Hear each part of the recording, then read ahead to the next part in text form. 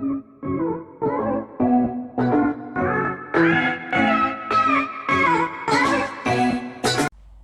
everyone, welcome back to the physics class. Today we are discussing the topic that is Earth's magnetism.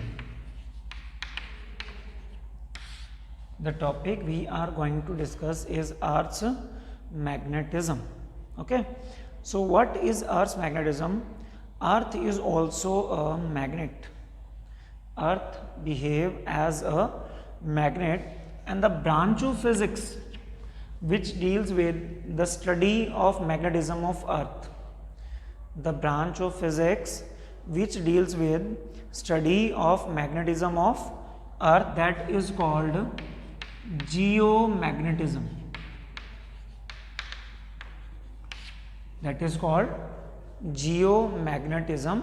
The branch of physics which deal with the study of magnetism of Earth. मतलब magnetism of earth को समझाएगी कि अर्थ का magnetism कितना है, क्या होता है earth का magnetism.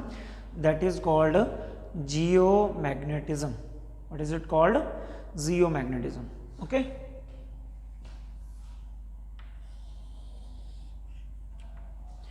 so let us discuss it in detail.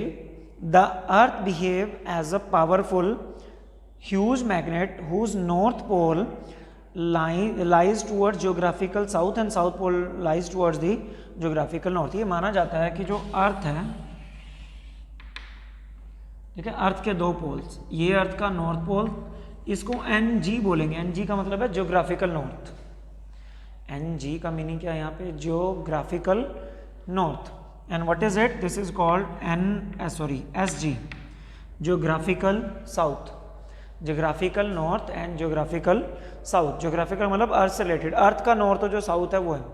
अब ये माना जाता है कि अर्थ के सेंटर में एक ह्यूज मैग्नेट है. अर्थ के सेंटर में क्या? एक ह्यूज मैग्नेट, जिसके भी दो पोल्स होते हैं, एक नॉर्थ और दूसरा कौन सा होता है? साउथ. एक होता है नॉर्थ पोल और दूसरा कौन सा है? साउथ पोल.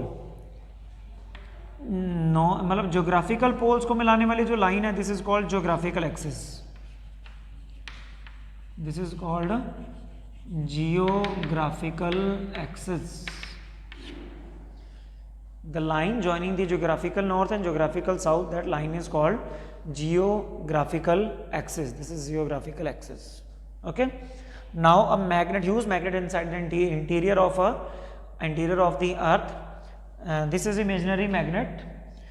ये पोल, इसके भी पोल्स अर्थ पे जहाँ पे बनेंगे, इसकी वजह जो पोल अर्थ पे यहाँ पे बनेंगे, this is magnetic south. This is magnetic south. मतलब अर्थ के ज्योग्राफिकल नॉर्थ की तरफ मैग्नेट का साउथ होता है और इसके अपोजिट की तरफ यहाँ मैग्नेटिक का नॉर्थ होगा. इन दोनों को जो एक्सिस में लाएगी, this is called magnetic axis. This is called magnetic axis. The axis which joins the magnetic poles of the magnet, that is called magnetic axis, and the line which is joining the geographical poles of the earth, that is called geographical axis. There is some angle between the two, 17.5 degree का angle दोनों axis के बीच में होता है. They never coincide with each other. दोनों एक दूसरे को कभी भी coincide नहीं करती. Okay, this is the angle between these two axes. अब अर्थ इस मैग्नेट की वजह से मैग्नेटिक फील्ड बनाती है, मैग्नेट का बिहेव करती है. जब हम कोई भी सस्पेंडेड मैग्नेट लेते हैं, मान लीजिए हमने कोई बार मैग्नेट ली, हमने कल के लेक्चर में एक प्रॉपर्टी पढ़ी थी कि जब भी हम एक बार मैग्नेट को फ्रीली सस्पेंड करेंगे, it always rest in north south direction. हमेशा नॉर्थ साउथ डायरेक्शन में रहती है ये. कैसे उसको हम समझते हैं? वो कैसे है? मैग्नेटिक साउथ, इधर मैग्नेटिक, जो आपने मैग्नेट ली बार मैग्नेट, वो उसका नॉर्थ पोल इसकी तरफ अट्रैक्ट होगा. जो मैग्नेट का नॉर्थ पोल होगा, सस्पेंडेड मैग्नेट का, उसका नॉर्थ पोल इस मैग्नेट के साउथ की तरफ अट्रैक्ट होगा और इसका साउथ पोल इसके नॉर्थ की तरफ अट्रैक्ट होगा, क्योंकि अपोजिट पोल जो होते हैं, अनलाइक पोल्स एक दूसरे को क्या करते हैं? अट्रैक्ट करते हैं. तो इस मैग्नेट के अपोजिट पोल इससे अट्रैक्ट होंगे. मतलब इधर सस्पेंडेड मैग्नेट का इधर आएगा नॉर्थ पोल और इधर कौन सा आएगा? South pole. तो इधर नॉर्थ एक्चुअल में किसका नॉर्थ है, ज्योग्राफिकल नॉर्थ है ना, और इधर एक्चुअल में साउथ किसका है, ज्योग्राफिकल साउथ। इसका मतलब हमारी ये सस्पेंडेड मैग्नेट जिस डायरेक्शन में रहेगी, दैट मतलब ये मैग्नेट जिस डायरेक्शन में नॉर्थ दिखाएगी वो नॉर्थ पोल होगा अर्थ का, और जिधर साउथ पोल अपने दिखाएगी उधर अर्थ का साउथ पोल होगा। वो इस वजह से होता है, ये अट्रैक्ट होती है इसकी वजह से, अपोजिट पोल, इधर नॉर्थ आ जाएगा इधर साउथ। एक्चुअल में इसके अपोजिट ज्योग्राफिकल नॉर्थ और साउथ होते हैं। तो एक्चुअल मैग्नेट का जो पोल है वो ज्योग्राफिकल नॉर्थ और साउथ के डायरेक्शन को बताएगा। जो मैग्नेटिक कंपास नीडल होती है, अगर हम जंगलों वगैरह में या कहीं ऐसी जगह जाते हैं जहाँ हमें डायरेक्शन का पता नहीं चलता, तो एक कंपास नीडल यूज़ करते हैं। वो कंपास नीडल किस लिए होती है, डायरेक्शन का पता करने के लिए। एक नीडल का नॉर्थ पोल होता है, एक साउथ, वो हमेशा नॉर्थ साउथ डायरेक्शन में रहती है, तो नॉर्थ और साउथ के डायरेक्शन का हमेशा पता चलता रहता है। That works on the basis of magnetic field of earth, और you can say earth magnetism. Earth magnetism की वजह से ही वो बिहेव करती है कि वो हमें डायरेक्शन का पता बता देती है भी किस तरफ हमें मूव करना है। और reason of this earth magnetism कि क्यों अर्थ एक मैग्नेट है, उसका रीज़न, दो इसके रीज़न दिए गए हैं। पहला तो यही कि इसके सेंटर में एक इमेजिनरी मैग्नेट है, वो हम पढ़ चुके हैं, इसकी वजह से अर्थ एक मैग्नेट का बिहेव कर रही है। दूसरा यह माना जाता है कि अर्थ का जो सेंटर है, कोर मटेरियल, इसमें कई लिक्विड हैं कोर मटेरियल में, और वो लिक्विड में चार्ज पार्टिकल्स हैं। कई कुछ कोर मटेरियल जो जिसको हम लावा कहते हैं, वो चार्ज पार्टिकल है उसमें। कहीं जैसे अर्थ रोटेट करती है वो चार्ज पार्टिकल्स भी रोटेट करते हैं, और चार्ज पार्टिकल का रोटेट करना मतलब करंट चलना। अर्थ एक मैग्नेट है तो इसका मतलब करंट किस में चल रहा है, मैग्नेट में चल रहा है, कंडक्टर में चल रहा है, सॉरी अर्थ एक कंडक्टर है। अर्थ कंडक्टर, उसमें अगर करंट चल रहा है चार्ज पार्टिकल के रोटेशन की वजह से, किसी भी कंडक्टर में अगर करंट फ्लो करता है, that is called a magnet. वो करंट कैरिंग मैग्नेट बन जाती है। तो वो इलेक्ट्रोमैग्नेट जिसको हम कहते हैं, तो मैग्नेट इस तरह से भी ये बन सकती है। टू थ्योरीज आर देयर कि फर्स्ट क्या है कि अर्थ के सेंटर में एक मैग्नेट है, एंड सेकंड क्या है कि अर्थ के सेंटर में चार्ज पार्टिकल्स हैं, फ्लो करते हैं। जैसे अर्थ रोटेट करती है वो चार्ज पार्टिकल रोटेट करते हैं। अर्थ एक कंडक्टर है, करंट कंडक्टर में अगर चार्ज पार्टिकल रोटेट करेंगे तो क्या बनेगा, मैग्नेटिज्म बनेगा, करंट बनेगा, मैग्नेटिज्म उससे बनेगा। तो अर्थ एक मैग्नेट का बिहेव करती है। Now we are doing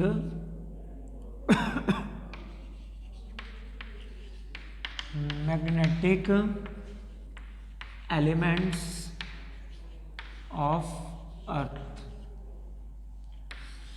Magnetic elements of earth. What are the magnetic elements of earth and what is the need for these elements? अभी हमने क्या पढ़ा कि अर्थ एक मैग्नेट है, और अर्थ के सरफेस पे किसी भी पॉइंट पे अगर आपने मैग्नेटिक फील्ड निकालना हो, मैग्नेटिज्म कैलकुलेट करना हो भी कितना मैग्नीट्यूड है, मैग्नीट्यूड कितना और डायरेक्शन कितनी है, तो उसके लिए हमें मैग्नेटिक एलिमेंट्स चाहिए। उसके लिए क्या चाहिए हमें, मैग्नेटिक एलिमेंट्स। तो डेफिनेशन क्या बनेगी, the parameters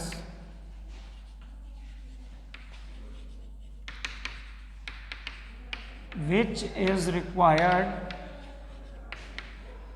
to calculate magnitude of magnitude and direction, magnitude and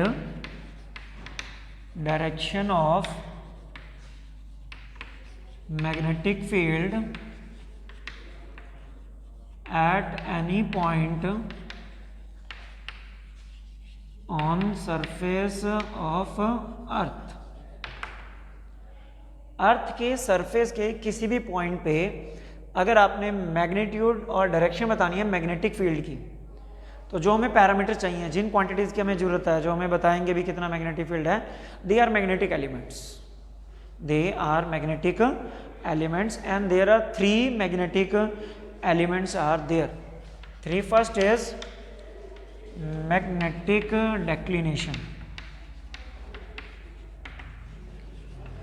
first is magnetic declination and represented by the symbol theta, represented by the symbol theta, and second is magnetic inclination or you can say dip, magnetic inclination और magnetic dip इसको कहते हैं, magnetic dip। Okay, this is called delta, this is called delta। Okay, delta से इसको denote करेंगे। Third one is horizontal component horizontal component of Earth's magnetic field, horizontal component of earth magnetic field, जिसको हम B H से denote करते हैं, B for magnetic field and H for horizontal component. There are three parameters which is required to calculate magnitude and direction of magnetic field at any point on the surface of earth. First is magnetic declination, second is magnetic inclination, and third is horizontal component of earth's magnetic field. Theta, delta and BH is the representing symbol. Let us discuss one by one. First is magnetic declination. This is the angle between magnetic and